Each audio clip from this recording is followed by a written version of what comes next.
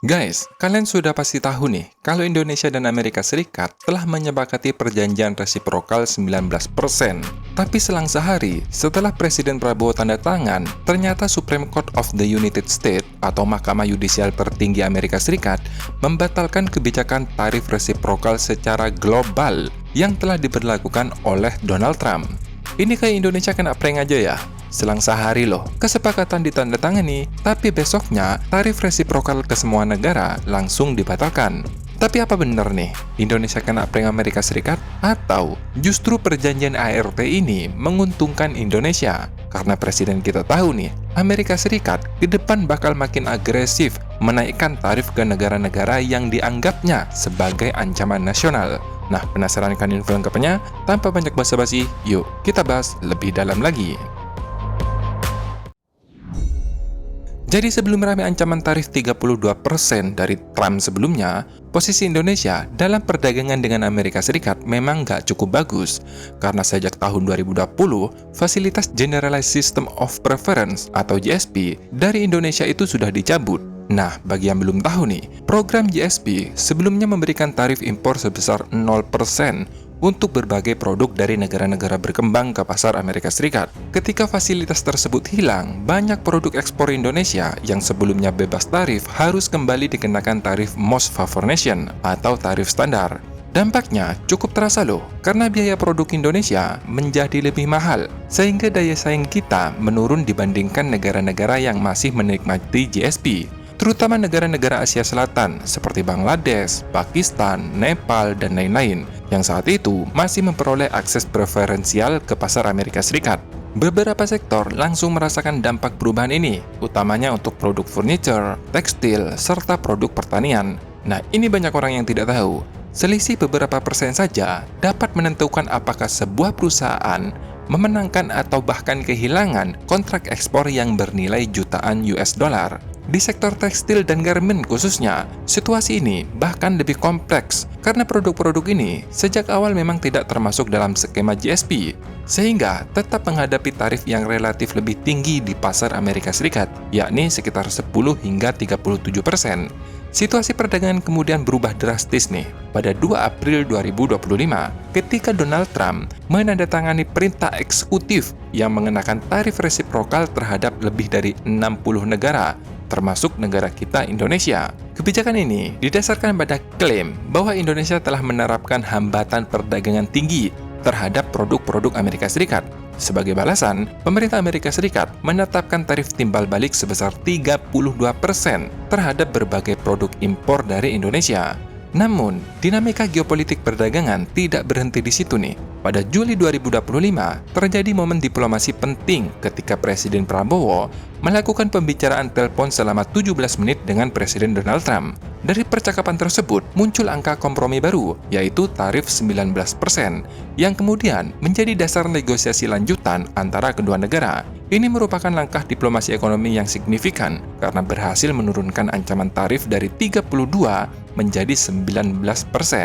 Kesepakatan tersebut kemudian diformalkan dalam perjanjian strategis yang bertajuk Toward a New Golden Age yang ditandatangani langsung oleh Presiden Prabowo dan sekaligus Donald Trump pada 19 Februari 2026. Namun kejutan besar nih terjadi sehari setelah penandatanganan perjanjian tersebut, yaitu pada 20 Februari 2026, ketika Supreme Court of the United States atau Mahkamah Tertinggi Amerika Serikat membatalkan kebijakan tarif resiprokal secara global. Peradilan tertinggi Amerika memutuskan bahwa Presiden Trump tidak memiliki kewenangan hukum untuk menerapkan tarif resiprokal menggunakan International Emergency Economic Power Act 1977. Dengan kata lain, dasar hukum yang digunakan pemerintah Amerika Serikat untuk menerapkan tarif dinilai tidak sah.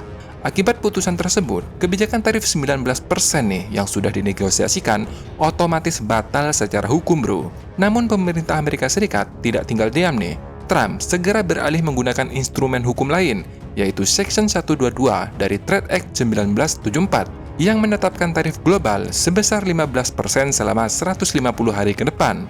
Di sini, Indonesia berasa kena prank nih. Banyak sekali yang merasa pemerintah Indonesia itu kecelek karena setelah memenuhi berbagai syarat dan sekaligus permintaan dari Amerika Serikat, tarif yang akhirnya berlaku justru lebih rendah secara global dibandingkan hasil negosiasi bilateral. Di media sosial muncul kritik bahwa Indonesia mungkin telah memberikan terlalu banyak konsesi demi mencapai angka 19. Padahal, kebijakan tersebut akhirnya dibatalkan oleh peradilan Amerika sendiri. Namun jika dianalisis lebih dalam nih ya, kritik tersebut sebenarnya muncul dari kesalahpahaman dalam melihat struktur tarif secara utuh. Karena dalam sistem perdagangan Amerika Serikat, Presiden Amerika masih memiliki berbagai instrumen hukum lain yang bisa digunakan untuk menaikkan tarif di masa depan. Artinya, meskipun Mahkamah Agung Amerika Serikat membatalkan penggunaan IEEPA untuk tarif resiprokal nih, namun kemampuan pemerintah Amerika Serikat untuk menaikkan tarif sebenarnya tidak benar-benar hilang. Presiden Amerika masih memiliki berbagai kotak perkakas hukum yang diberikan oleh Kongres untuk mengatur perdagangan. Contohnya jelas seperti sekarang, saat tarif resiprokal dianggap tidak sah oleh Mahkamah Tertinggi Amerika Serikat, besoknya nih, selang sehari, Trump langsung menggunakan instrumen Section 122 dari Trade Act 1974 yang secara spesifik mengizinkan presiden menetapkan tarif hingga 15% dalam 150 hari untuk mengatasi neraca pembayaran. Senjata lain untuk menaikkan tarif yang belum digunakan, misalnya Section 232 dari Trade Expansion Act 1962 yang memberikan wewenang kepada Presiden Amerika untuk menaikkan tarif tanpa batas jika suatu produk impor dianggap mengancam keamanan nasional setelah melalui investigasi Departemen Perdagangan. Aturan ini bahkan pernah digunakan sebelumnya terhadap baja dan sekaligus aluminium. Instrumen lain bahkan yang lebih kuat, yaitu Section 301 dari Trade Act 1974. Jika Amerika Serikat menilai suatu negara melakukan praktik perdagangan tidak adil atau diskriminatif, Presiden dapat menerapkan tarif pembalasan yang jauh lebih tinggi secara spesifik terhadap negara tersebut.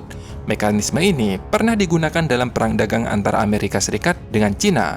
Nah, disinilah pentingnya perjanjian Agreement on Reciprocal Trade. Perjanjian ini berfungsi sebagai payung hukum bilateral yang memberikan kepastian bagi perdagangan kedua negara. Artinya, jika suatu saat pemerintah Amerika Serikat kembali menaikkan tarif global menjadi 20, 25, 30, 40, 60, dan seterusnya, Indonesia tetap memiliki dasar hukum untuk mempertahankan tarif tertentu, termasuk tarif khusus 0% untuk produk-produk unggulan Indonesia yang telah disepakati dalam perjanjian. Selain itu, syarat impor dari Amerika Serikat menjadi bagian dari kesepakatan yang sebenarnya bukan sekedar upeti ekonomi. Banyak produk yang diminta Amerika Serikat untuk impor Indonesia justru merupakan komoditas yang memang dibutuhkan untuk industri andalan Indonesia. Misalnya kapas nih, yang diimpor Indonesia untuk industri tekstil yang pada akhirnya menghasilkan produk jadi yang kemudian diekspor kembali ke pasar Amerika Serikat. Dengan demikian, secara strategis nih, perjanjian ART justru dapat memberikan keuntungan besar bagi Indonesia dibandingkan negara lain. Kondisi ini memicu perpindahan pesanan dalam jumlah besar dari berbagai brand global ke pabrik-pabrik yang ada di Indonesia. Bahkan, tidak menutup kemungkinan loh, sebagian pabrik tekstil di Vietnam atau negara lain ke depan akan pindah produksinya ke Indonesia. Tidak hanya itu, kesepakatan ART juga mencakup komitmen investasi dari Amerika Serikat sebagai bagian timbal balik kerjasama. Amerika Serikat telah berkomitmen menyalurkan investasi sebesar 30 miliar US dollar atau sekitar 480 triliun rupiah ke Indonesia.